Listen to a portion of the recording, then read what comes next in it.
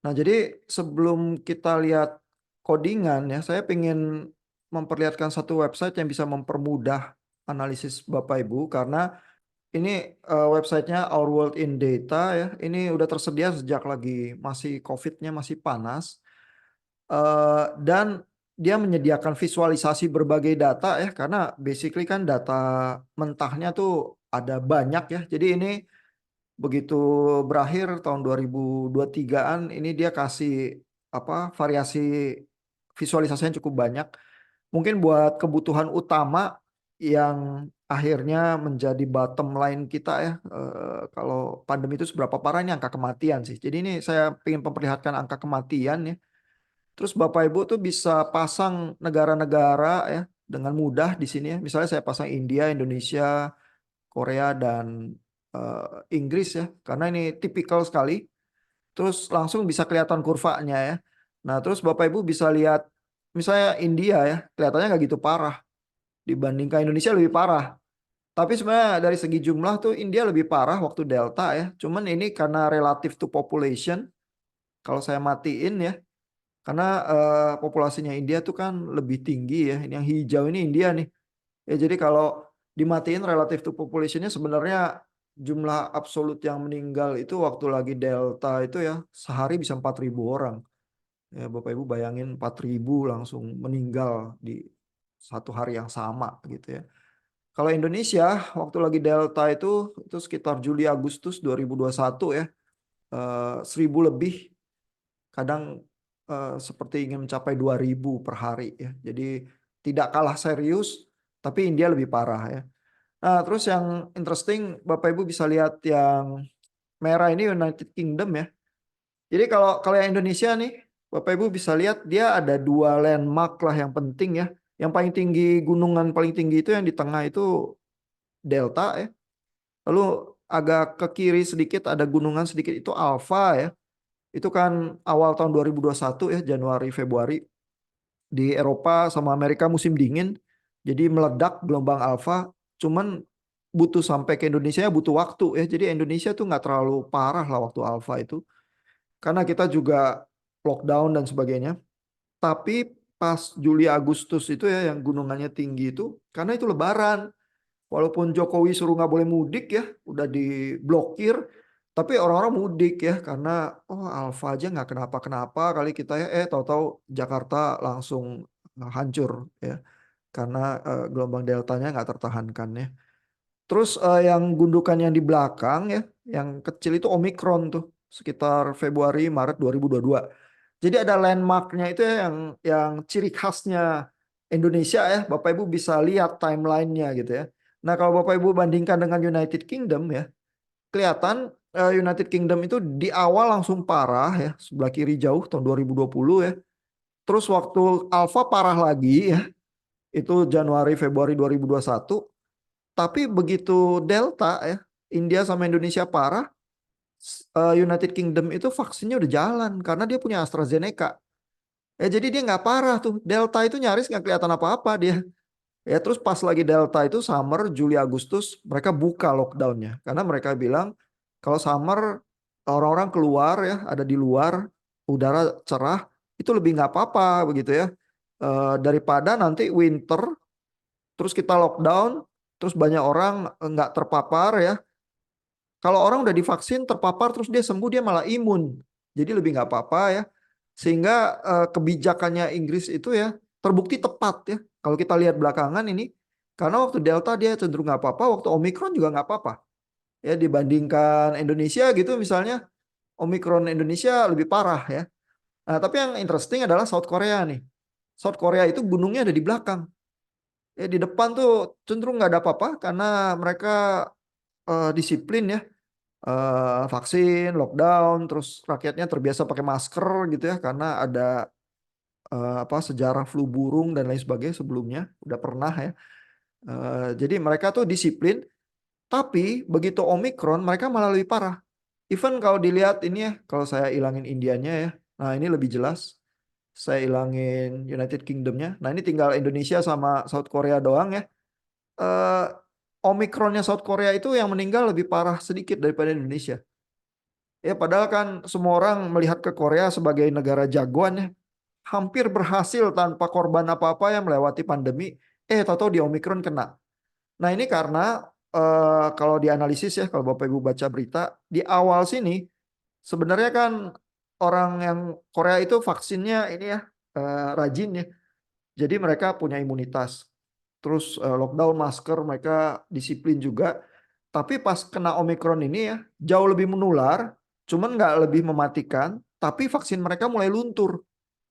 Ya terus vaksin yang apa ketiga itu orang ragu-ragu ya apa perlu lagi karena apa virusnya udah mutasi jadi Omikron, udah terlalu berbeda. Vaksin-vaksin kita itu vaksin alfa gitu ya. Seberapa efektif terjadi perdebatan gitu ya. Terus akhirnya jadi di Korea kematiannya lebih lebih tinggi gitu ya. Jadi Bapak Ibu bisa manfaatkan ya ini website ini ya All World in Data. Terus Bapak Ibu kalau mau lihat yang variabel-variabel lain kayak hospitalization, vaccination, mortality risk dan sebagainya juga ada ya. Eh, karena websitenya itu menolong ya memperlihatkan secara cepat ya kurang lebih itu saya itu menghadapi fenomena yang seperti apa. Ya, nanti pembuktiannya kalau Bapak Ibu melakukan clustering di Python, jadi udah lebih terarah sebenarnya Bapak Ibu tuh ngincer hipotesis yang mana. Terus nanti kalau berhasil Bapak Ibu tunjukin lewat clusteringnya ya. Terus bikin kesimpulan, terus proyeknya bisa disubmit, terus sukses ya. Kalau misalnya bagus hasil analisisnya, mungkin bisa jadi pemenang ya di ronde project clusteringnya gitu ya.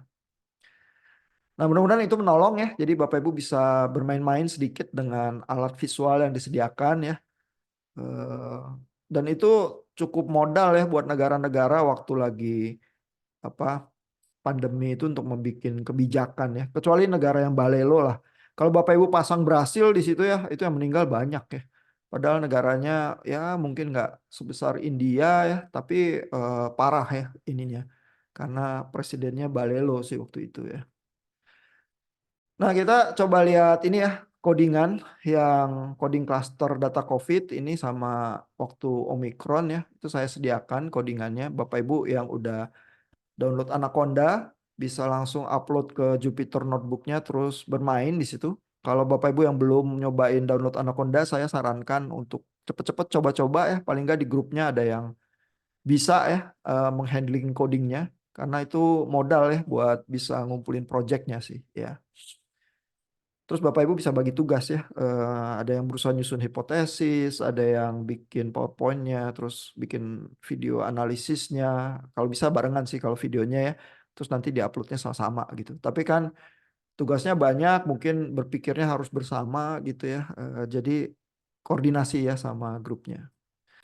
Nah ini, ini yang COVID Omicron. Saya contohin kasih lihat dulu yang Delta ya.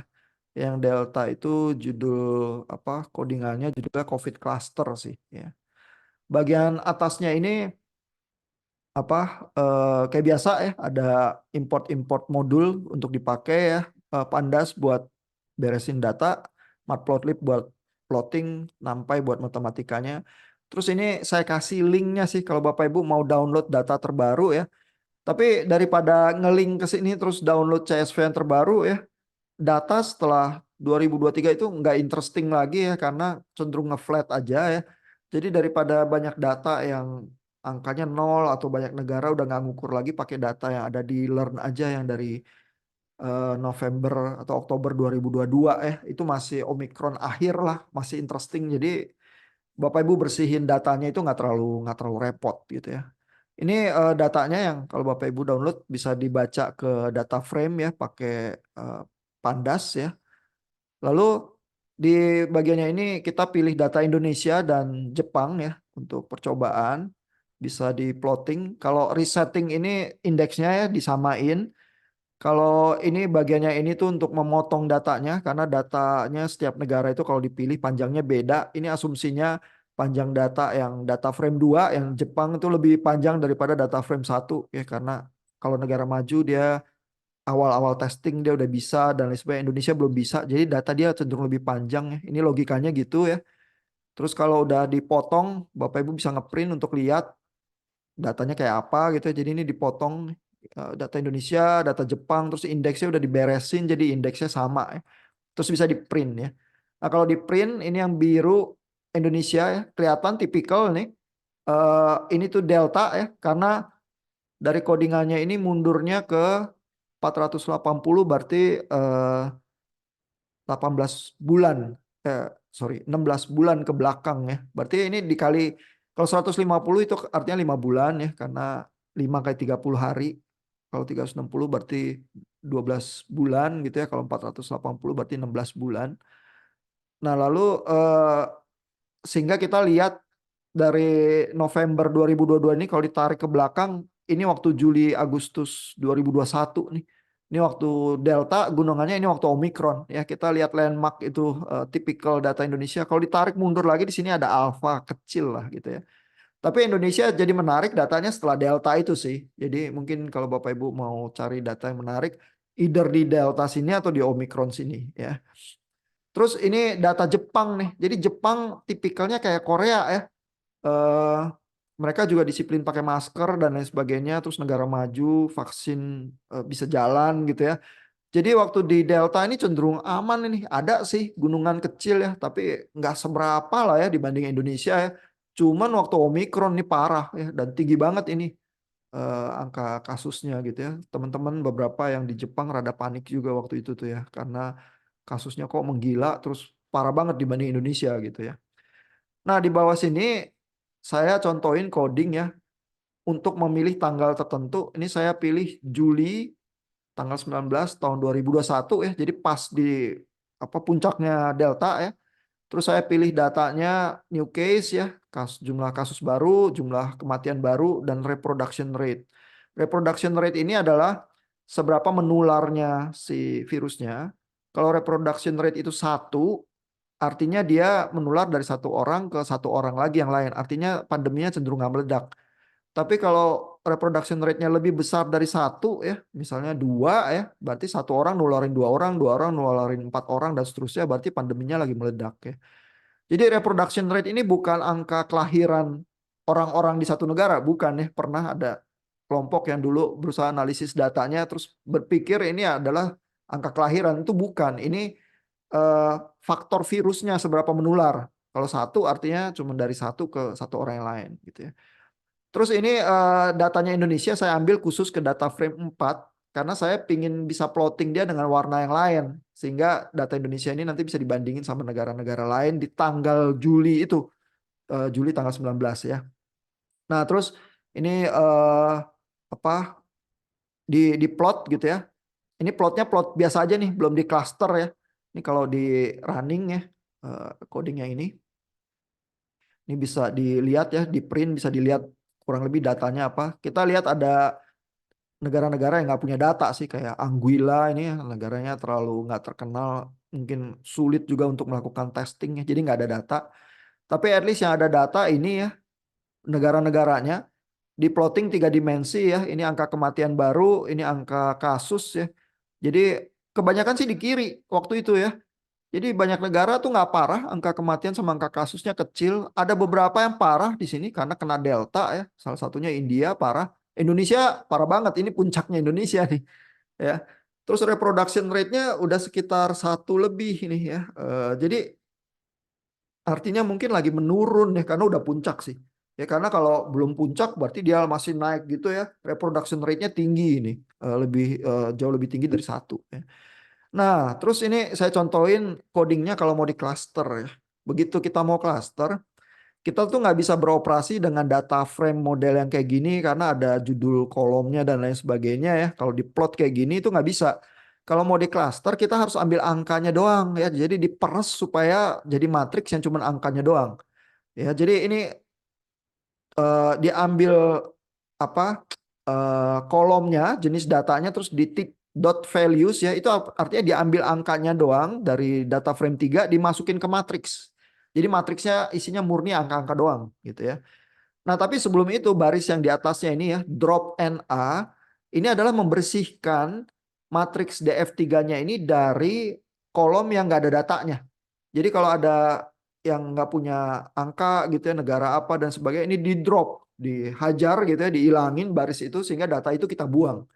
Gitu. Ini harus dilakukan karena clustering itu nggak bisa ya kalau nggak ada angkanya. Nanti dia ngitung jarak Euclideannya gimana gitu ya. Nggak ada angkanya terus dia langsung error ya. Jadi kalau nggak di drop NA ini nanti error nih. Ya. Habis itu kita masukin ke Cummins clusteringnya. Ini ada parameternya bisa kita isi ya. Jumlah clusternya 4, maksimum iterationnya berapa ratus lah boleh dipilih gitu ya. Ini 300 maksudnya supaya sebanyak-banyaknya aja. Karena ini kan data COVID ya, apa agak agak messy gitu ya, agak kacau. Terus ini ngeprint beberapa apa parameter-parameter clusteringnya terus di bawah sini buat ngeplot gitu ya.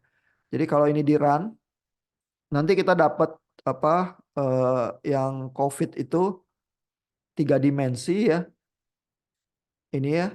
Dan udah ke cluster ya. Kita lihat di sini ada cluster biru, di sini cluster kuning, cluster keunguan, terus cluster biru muda ya. Terus kita lihat centroidnya. Jadi ada centroidnya ini saya plot pakai warna merah, bentuknya diamond agak lebih gede supaya gampang kelihatan. Indonesia di pojok sini karena parah lagi delta. Gitu. Jadi Indonesia parah banget sih waktu delta itu kelihatan banget. Semua negara-negara yang lain itu agak tenang ya di sini. Ada sih beberapa yang di cluster ini parah juga gitu ya.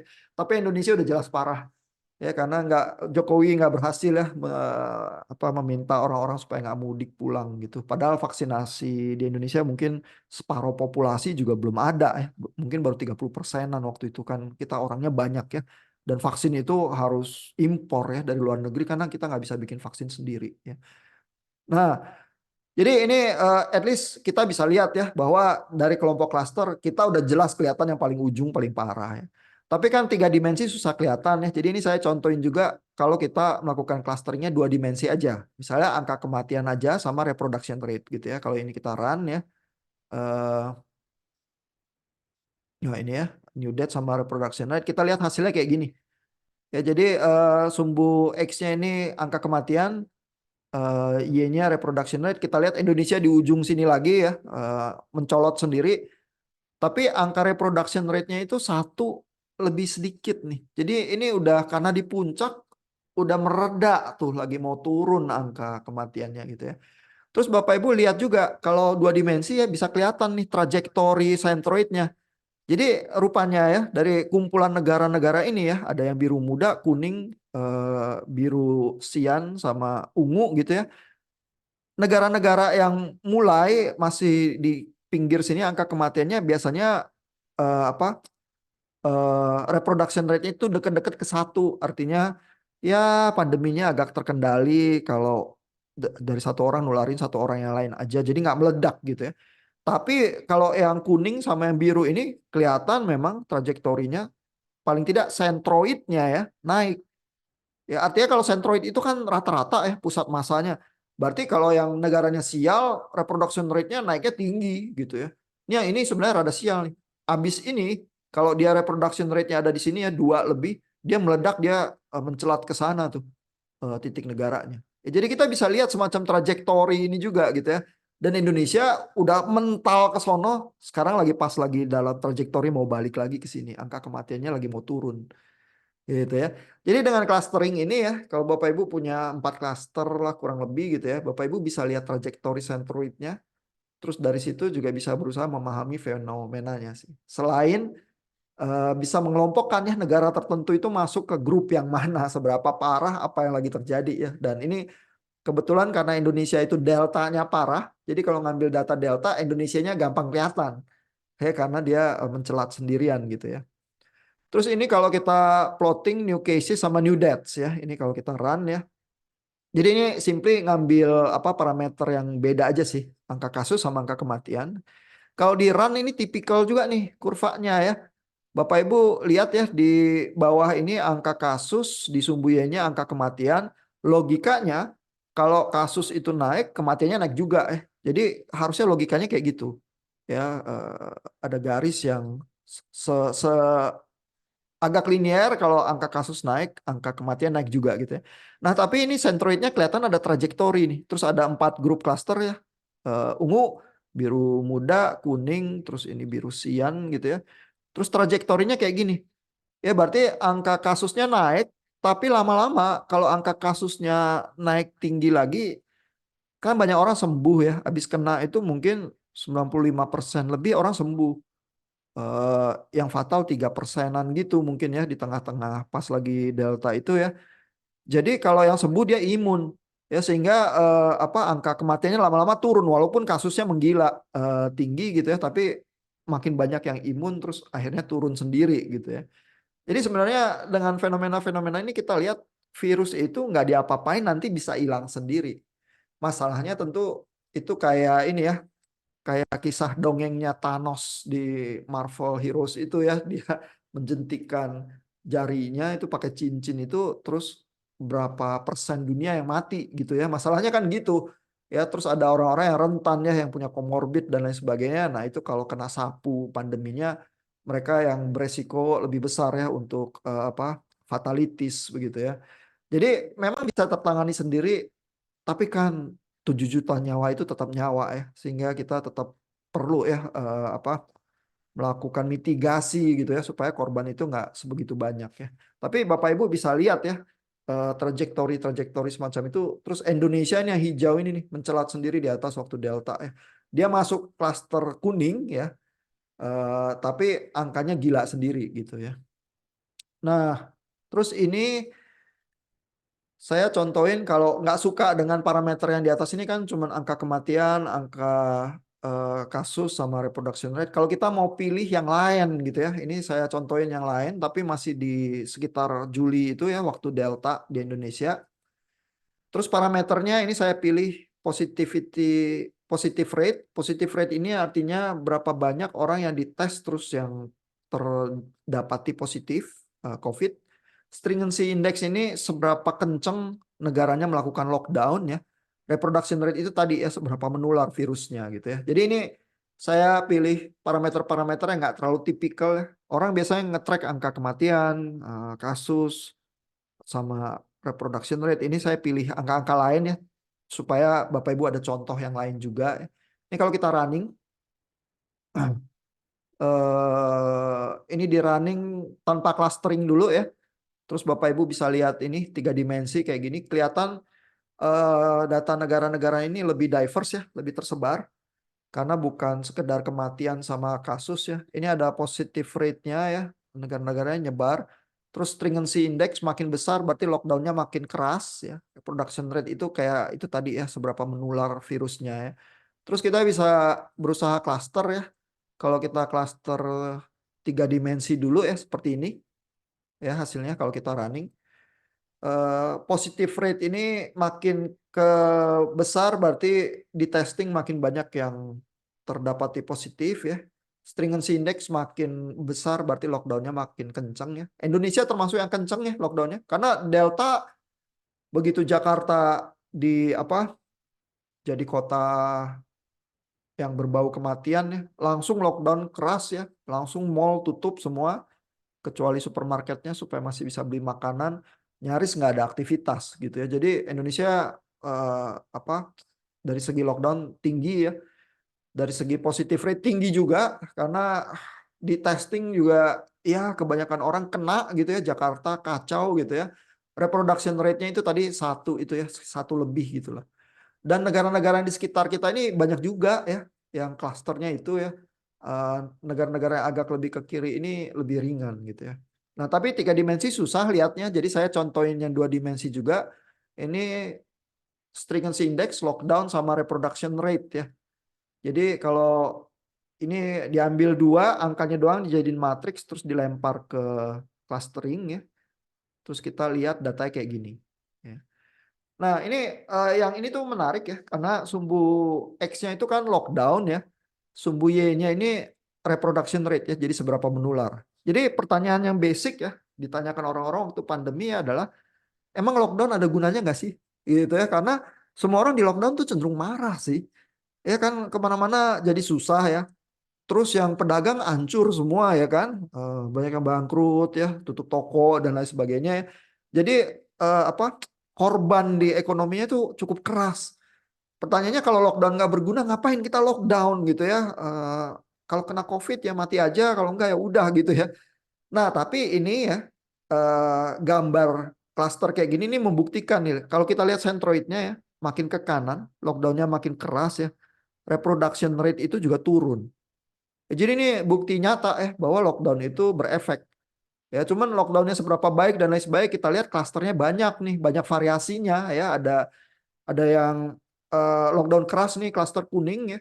Lockdown sedang ini yang biru sama yang ungu ya, yang klaster hijau ini yang lockdownnya enteng aja gitu ya. Dan Bapak Ibu mungkin pernah dengar Swedia itu nggak mau lockdown. Jadi kayak kalau lagi di Swedia itu kayak biasa aja, kayak nggak ada COVID gitu ya. Nah, mereka mengandalkan teori ya bahwa itu tadi ya virus itu bisa ditangani dengan sendirinya secara alami. Nanti kalau orang yang udah kena sembuh begitu ya. Tapi kalau yang punya komorbid meninggal ya udah gitu. Cuman lama-lama kalau yang kena banyak nanti masyarakat jadi imun. Mereka mengandalkan itu tuh ya. Nah, cuman kan berarti pertaruhannya nyawa sama ekonomi seberapa ya nilai tukarnya gitu ya.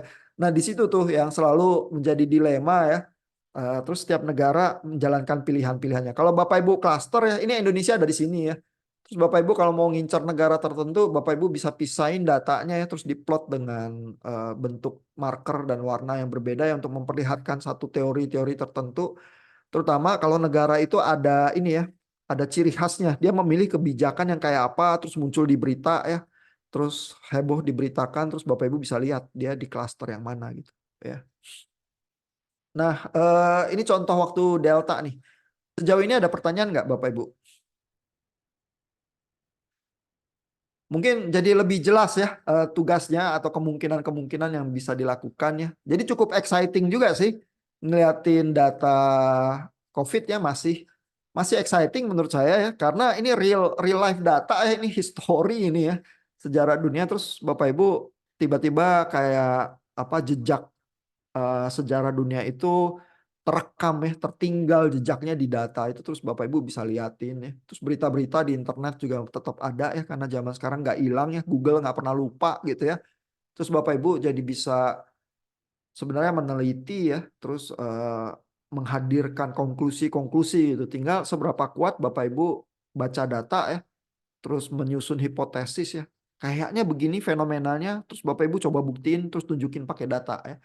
Nah, di sesi yang ini menjelang UTS ini Bapak Ibu senjatanya cuma clustering gitu ya.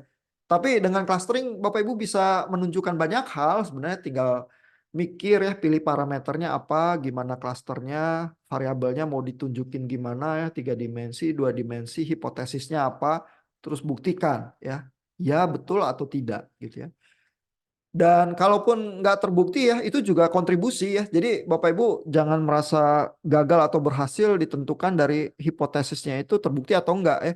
Kalau Bapak Ibu bikin hipotesis tertentu ternyata tidak benar ya, itu juga sumbangan pengetahuan. Oh ternyata orang-orang pikir tuh pandemi itu begini, ternyata enggak. Gitu. Ini saya buktiin pakai data. Gitu misalnya. Ya, jadi ini latihannya nih di sini ya. Mudah-mudahan tetap exciting ya buat Bapak Ibu. Nah ada satu coding lagi ya yang tentang Omicron. Ini saya tunjukin ya. Ini tuh waktu kuliah, ini tahunnya udah lebih late ya, tahun 2022 akhir ya semesternya. Jadi eh, ini yang saya bandingin contohnya adalah UK sama Jepang ya. Karena UK itu tipikal yang berhasil ya sejak Delta, nilai kematiannya rendah. Jepang itu yang kena di Omicron karena punya karakteristik tersendiri gitu ya. Ini kalau di Iran, yang di atas ini plottingnya doang ya, dan ini plotting jumlah kasusnya doang ya. Jadi kelihatan yang biru ini UK, jumlah kasusnya kayaknya sadis ya, tapi angka kematiannya kan Bapak Ibu tadi lihat kecil ya. Jadi ini habis Delta di sini terus angka kasusnya sadis, tapi yang mati dikit ya karena vaksin manjur dan lain sebagainya gitu ya. Yang Jepang angka kasusnya aja lebih gila gitu ya daripada UK, padahal UK nggak pakai lockdown ya. Dan terbukti angka kematiannya kalau dilihat juga lebih tinggi gitu ya. Jadi ini dua pola kebijakan negara yang punya ciri khas gitu ya, terus menghasilkan plotting yang berbeda ya.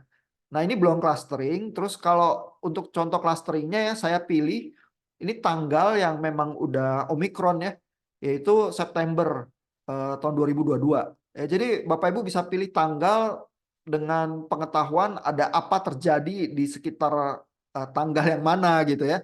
Jadi dengan demikian Bapak Ibu bisa dapat potret data itu di waktu tertentu yang kita ketahui dari sejarah. Nah, ini waktu lagi Omikron ya. Ini kembali data Indonesianya saya pisahin ya ke DF4 supaya bisa diplot terpisah. Terus ini jadi banyak negara-negara ini angka kematian, angka kasus baru, yang ini total deaths ya, total deaths angka kematian dan ini total ya, jadi bukan new deaths ya. Karena kalau udah di ujung Omikron tuh yang penting adalah sepanjang sejarah pandemi sebenarnya total kematian saya itu di negara tertentu itu berapa, itu menunjukkan kurang lebih keberhasilannya negara itu ya. Kalau totalnya gede, ya udahlah berarti dia rada gagal ya menyikapi banyak kebijakan gitu ya. Kalau totalnya kecil berarti dia agak berhasil ya. Tapi total bukan hari itu berapa parah ya karena udah 3 tahun itu dia seberapa baik gitu ya. Nah terus yang ini total kasus per per million ya. Jadi ada variabel yang ini yang udah dibagi sejuta ya supaya angkanya itu lebih enak gitu ya. Nah, Indonesia di banyak klaster ini ya, dan ini zaman Omikron total death sama total cases per millionnya cukup rendah ya, ada di bawah sini nih. Ya, jadi bisa dibilang dengan segala keterbatasan kita ya, udah medis kita susah, vaksin nggak punya, ya lockdown susah juga gitu ya. Semua apa Tuhan tuh masih cukup baik ya sama Indonesia ya, dan pemerintahan kita cukup berhasil ya menavigasi keluar dari pandemi dan ekonomi kita nggak terlampau babak belur juga dibanding misalnya Amerika dan lain sebagainya inflasinya terus jadi parah ya. Jadi di dalam kalau lihat kurva yang ini sedikit banyak sih saya selalu agak bangga ya sama Indonesia ya. Nah ini kalau kita mau masukin ke clustering ya supaya lebih kelihatan eh, angka kasus baru, total kematian sama total kasus per million ya. Jadi ini kasusnya dua, tapi yang satu new cases, yang satu total kasus per million ya. Kalau kita run, ini matriksnya ya yang di print biar kelihatan. Nah ini hasil clusteringnya ya. eh ini kan udah Omicron ya. Jadi sebenarnya new new cases itu cenderung rata kiri sih. Ya jadi jumlah kasus baru ya udah mereda juga lah ya. Walaupun ada negara-negara ini yang typically aneh dan jadi parah ya. Indonesia ada di bawah sini ya. Jadi kalaupun ada 4 klaster ya, klaster ini biru sian, kuning, hijau sama yang klaster ungu di tengah ya. Indonesia tuh masuk klaster yang paling bagus. Dan ini udah memperhitungkan total ya, total death sama total case per million gitu ya. Jadi ini sebenarnya apa kurva kebanggaan gitu ya di akhir Omikron gitu ya. Tapi nggak tahu kalau Bapak Ibu nanti clustering eh, menemukan kebanggaan yang sama atau enggak ya Indonesia ternyata nggak gitu bagus gitu ya. Mungkin sih harusnya harus dilihat juga ya korban ekonominya berapa ya. Masalahnya angka yang ini ya tabel data kita itu data mentahnya itu ada sih data GDP ya, tapi kan GDP itu nggak bergerak ya angkanya ya, jadi bukan sesuatu yang di-track terus-menerus selama pandemi itu gimana ya. Atau, nah coba ya kalau kita lihat ya, saya belum pernah mencermati juga sih data ekonomi itu seberapa ya kalau Bapak Ibu berminat clustering terhadap ekonomi ya. Jadi Bapak Ibu bisa buka ini yang kolom baris ini ya, nanti Bapak Ibu lihat variabel apa aja nih yang tersedia di bawah ini karena di print out ya sama Python-nya ya. Ini kalau kita lihat sekilas, kebanyakan kan memang data-data kesehatan ya. Tapi coba lihat ada data uang nggak ya? Data uang. Ada GDP per kapita. Nah, tapi GDP per kapitanya ini kemungkinan sih per tahun angkanya cuma satu ya. Coba lihat ada data ekonomi lain nggak? Ada life expectancy ini tapi ini juga cuma satu angka ya. Eh, jadi kalau mau ngukur sesuatu yang lebih ke arah ekonomi mungkin harus muter caranya atau menggabungkan dengan data lain sih ya yang lebih kelihatan dampak ekonominya dari pandemi gitu ya. Itu lebih lebih sulit mungkin ya melakukannya ya. Eh, Kalau ada yang niat terus nafsu banget pengen membuktikan ya bahwa ekonomi juga Indonesia itu berjaya juga ya. Boleh-boleh aja ya, saya nggak ngelarang. Tapi untuk eh, keperluan project clustering kita ya pakai data ini aja juga nggak apa-apa lah ya. Jadi nggak perlu juga mempersulit kehidupan lebih sulit daripada yang seharusnya gitu. Tapi Bapak Ibu kalau udah jagoan ya main data ya, kadang-kadang curiosity itu jadi yang mendorong kita sih untuk coba kita coba bisa nggak kita buktiin gitu misalnya ya. Nah ini saya contohin yang dua variabel total kematian sama total kasus per million ya. Ini jadi total sama total nih ya. Terus dan ini adalah yang sebenarnya angka-angka yang matters ya. Setelah pandeminya selesai, angka yang matters itu berapa banyak yang meninggal dan berapa banyak yang kena kasus ya. Jadi sumbu X-nya ini total deaths. Kalau di kanan berarti ini parah ya total deaths-nya dibanding negara-negara yang lain. Ini kalau total kasus ya artinya parah juga karena kalau kasus naik kan pasti kematian naik juga ya karena kematian itu sekian persen dari kasus gitu ya. Dan kalau kasus itu sampai parah, rumah sakit kan nggak kuat nampung ya. Jadi begitu ada orang yang melebihi kapasitas dia disuruh pulang. Terus kalau disuruh pulang, kalau dia punya komorbid dan lain sebagainya, potensi dia jadi fatal lebih besar gitu ya. Jadi sebenarnya angka kasus ini juga kalau rendah berarti negaranya agak sukses ya. Jadi makin ke pojok kiri bawah negara itu makin sukses terus kelihatan Indonesia ada di sini. Ini klaster biru muda di pojok kiri bawah ya. Ada klaster kuning, klaster ini biru atas terus yang parah-parah ada di belakang sini ya. Dan karena setiap titik ini kan sebenarnya ada ya, ini negara apa ya, atau kumpulan negara Asia atau Eropa atau apa ya. Bapak Ibu bisa telusuri di data mentahnya ya, titik tertentu itu apa ya. Bapak Ibu bisa nyusun teori juga sih. Klaster tertentu itu negara-negaranya itu eh, kumpulannya apa aja contohnya ya. Terus liatin berita ya, mereka itu ngelakuin apa aja tuh waktu lagi pandemi itu gitu ya. Terus kenapa Indonesia bisa ada di bawah sini ya? Murni keberuntungan ya atau sebenarnya ada faktor-faktor tertentu yang kita semua ternyata benar bikin kebijakannya ya kita tuh nggak terlalu ini ya nggak terlalu jumawa sehingga mengignore pandemi tapi juga nggak sedemikian otoriter ya sampai orang dikurung di rumah dijagain tentara sampai ekonomi itu hancur-hancuran gitu misalnya atau apa ya. Nah, Bapak Ibu bisa berusaha analisis lebih lebih tajam lagi ya. Tapi clustering kita memperlihatkan hal yang kayak gini dan ini udah di akhir Omikron itu ya karena September 2022 nih posisinya potret ini ya. Nah, jadi banyak kemungkinan ya cukup exciting buat Bapak Ibu bisa berkreasi ya dan berusaha juga memahami ya sejarah kita waktu pandemi itu lewat jejak data kita. Ya. Nah, sampai situ Bapak Ibu ada pertanyaan?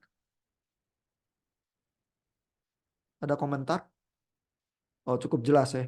Tapi Bapak Ibu perlu nyobain sih karena begitu codingannya itu di-download terus dimainin ya, nanti kalau dioprek-oprek nanti ada error atau apa, di situ baru belajar sih. Ya, betulin errornya ini kenapa gitu, kenapa nggak jalan gitu ya dan seterusnya ya. Kalau di-download nggak dirubah-rubah ya jalan gitu ya. Tapi kan Bapak Ibu nggak mau cuma meniru analisis yang di situ ya. Kalau Bapak Ibu cuma mainin analisis yang di situ nanti sulit menang dibanding kelompok lain yang terus kreatif gitu ya, terus puter otak untuk bikin analisisnya sendiri gitu ya. Saya pengen tunjukin sedikit diskusi teori ya dari buku yang nomor 2 ya, buku Geron ya. Itu buku yang biasa dibaca orang-orang informatika ya karena dari O'Reilly ya. Nah, karena ini memang buku yang pegangannya orang-orang informatik ya. Jadi clustering dan machine learning secara teoritis ditaruhnya di chapter 1 gitu ya. Nggak kayak bukunya Foster Provost itu yang clusternya ditaruhnya di chapter 6 karena dia lebih sibuk dan lebih berusaha konsentrasi menunjukkan implikasinya untuk bisnis itu apa ya. Dia itu bacaan untuk orang-orang bisnis gitu ya. Ini buku untuk orang-orang informatik ya. Saya pengen tunjukin beberapa hal aja sih.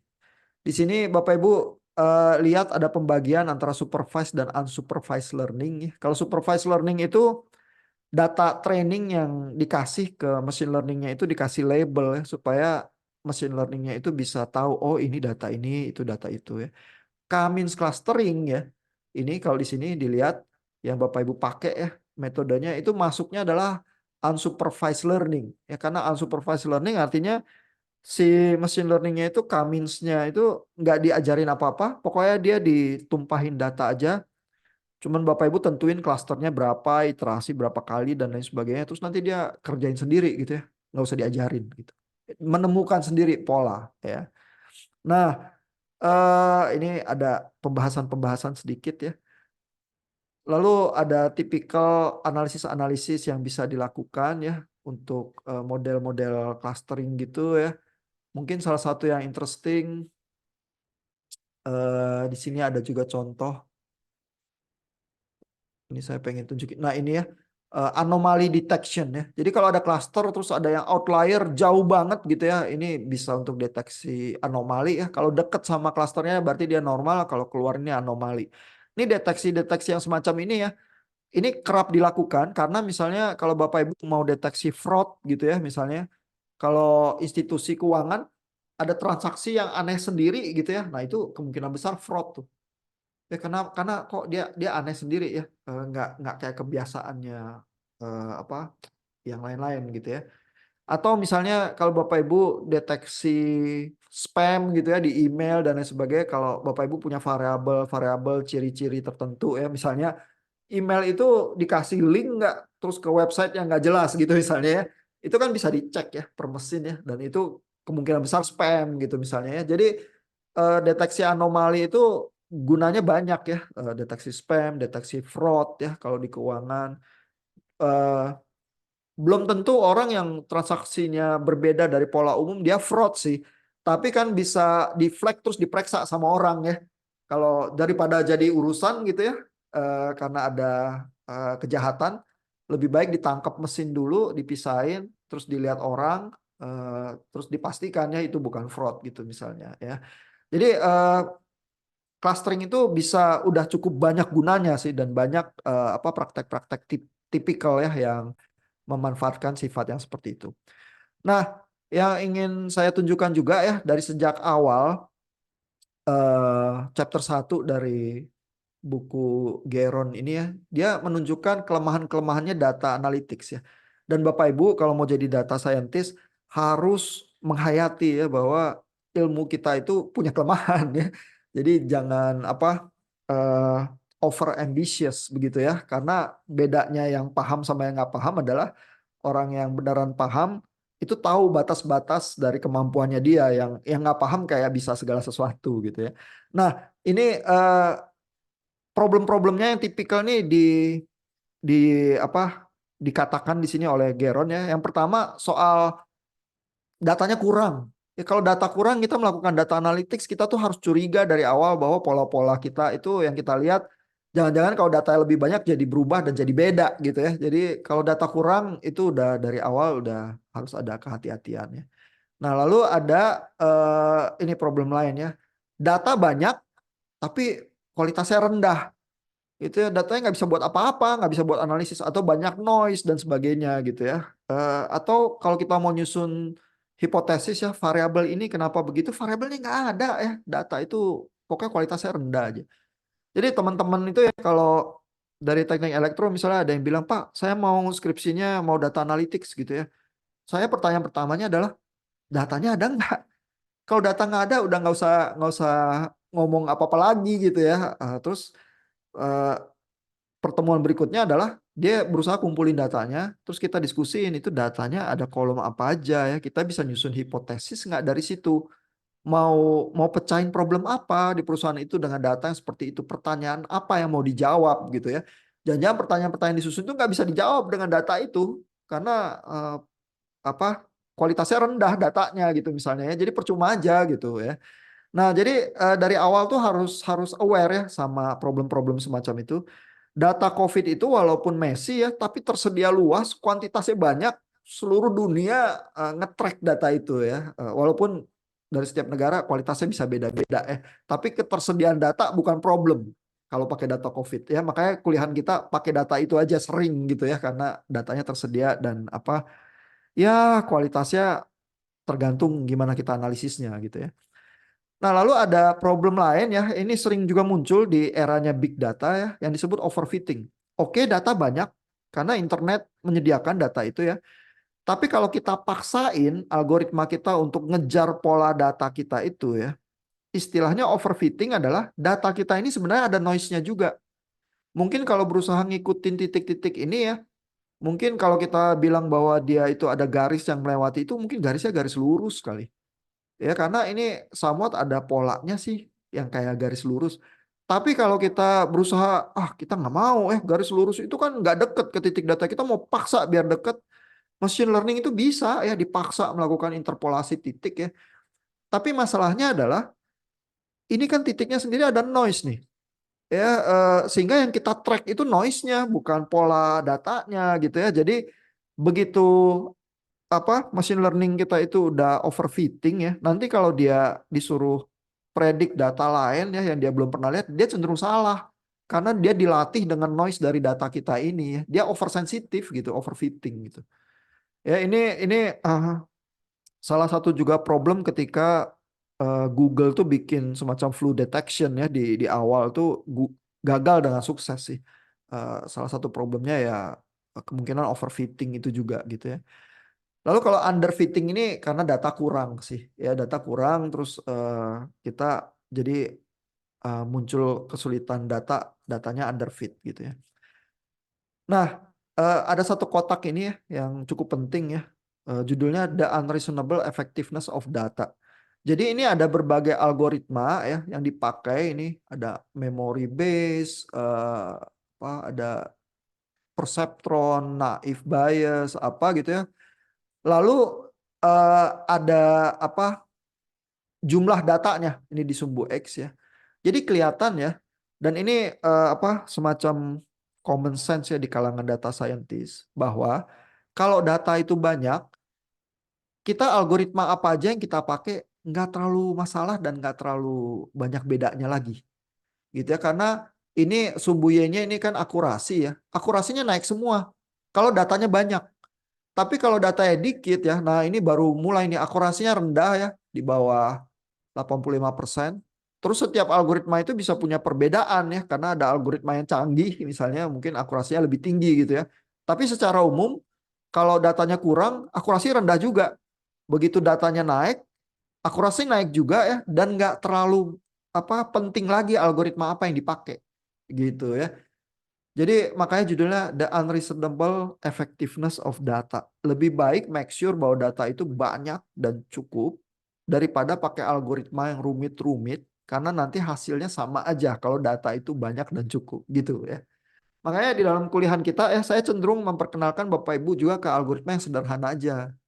Yang penting kualitas data itu bagus, data itu cukup. Kalau big data kita itu menyediakan ya, pakai algoritma yang sederhana sama aja hasilnya sama algoritma yang rumit gitu ya.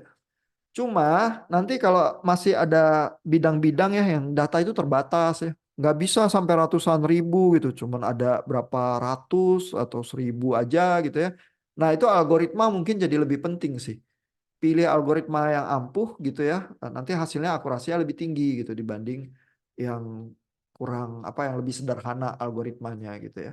Nah jadi tergantung Bapak Ibu kerja di area yang mana, tapi semua data scientist itu rada tahu ya pakai algoritma yang rumit-rumit itu nggak ada gunanya terlalu banyak kalau jumlah datanya udah cukup, udah banyak gitu ya. Nah, mudah-mudahan feeling-feeling, insting-insting semacam itu Bapak Ibu ingat ya waktu lagi main data atau nanti kerja di perusahaan. Karena itu tipikal ya semacam pengetahuan umum yang dipunyai data scientist dan kalau yang nggak tahu nanti membuat kesalahan-kesalahan amatiran gitu ya, simply karena nggak tahu aja sih gitu. Ya. Oke, waktu kita juga udah mau habis. Bapak Ibu ada pertanyaan? Masih oke ya. Jadi saya mendorong Bapak Ibu untuk coba-coba ya. Nggak ada pembelajaran yang sempurna kalau Bapak Ibu nggak mulai makan jam terbangnya nyobain ya. Jadi kita sampai di sini malam ini. Selamat mencoba. Nanti minggu depan mudah-mudahan project-projectnya ada yang mulai terkumpul terus bisa disubmit. Ya, take care. Selamat istirahat.